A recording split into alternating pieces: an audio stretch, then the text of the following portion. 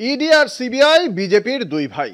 হ্যাঁ, কেন্দ্রীয় তদন্তকারী সংস্থা ইডি আর সিবিআইকে ব্যবহার করে প্রতিহিংসার রাজনীতি করার অভিযোগ উঠেছে বিজেপির বিরুদ্ধে বারবার।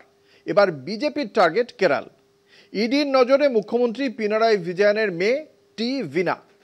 কেন্দ্রীয় সংস্থার থেকে মোটা অঙ্কের টাকা নিয়ে পরিষেবা না দেওয়ার অভিযোগ বিজয়নের মেয়ে ভিনার সংস্থার বিরুদ্ধে। ইতিমধ্যেই চার্জশিট জমা দিয়েছে ইডি। এত তাড়াহুড়ো কেন? কে সুতো টানছে? ইডির তৎপরতায় ফের প্রশ্ন উঠছে রাজনৈতিক প্রতিহিংসা নিয়ে।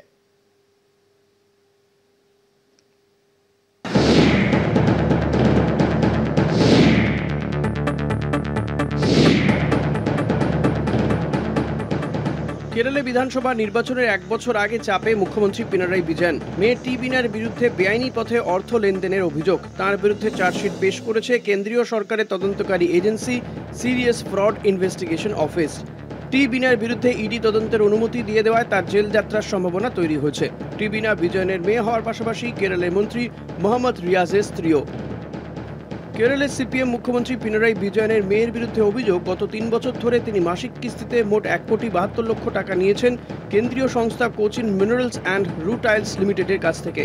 ওই সংস্থাকে মার্কেটিং, তথ্য প্রযুক্তি এবং সফটওয়্যার পরিষেবা দেওয়ার বিষয়ে চুক্তিবদ্ধ হয়েছিলেন বিনার সংস্থা এক্সালিক সলিউশনস। আয়কর দপ্তর জানিয়েছে, বিপুল টাকার বিনিময়ে কোনো পরিষেবাই দেননি বিনার সংস্থা। বিনার সংস্থাকে টাকা দেওয়ার বিষয়টি নিশ্চিত করেছেন সিএমআরএল এর ম্যানেজিং ডিরেক্টর। সিপিএম এর দাবি, পিনারাই কন্যার বিরুদ্ধে তোলা অভিযোগ রাজনৈতিক উদ্দেশ্য প্রণোদিত। আসলে বছর ঘুরতেই কেরলে বিধানসভার ভোট, দলে বয়সের ঊর্ধ্বসীমায় ছাড় দিয়ে টানা দুবারের মুখ্যমন্ত্রী পিনারাইকে ফের দলের মুখ করে বিধানসভা ভোটে লড়াইয়ের প্রস্তুতি নিচ্ছে সিপিএম। এই সময় বিরোধীরা মুখ্যমন্ত্রীর বিরুদ্ধে কাদা ছোড়ার চেষ্টা করছে বলে অভিযোগ সিপিএম এর।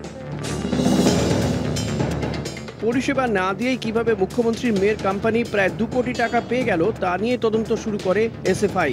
ইতিমধ্যেই তারা কোচি আদালতে চার্জশিট জমা করেছে। এরপরই সক্রিয় হয় ইডি।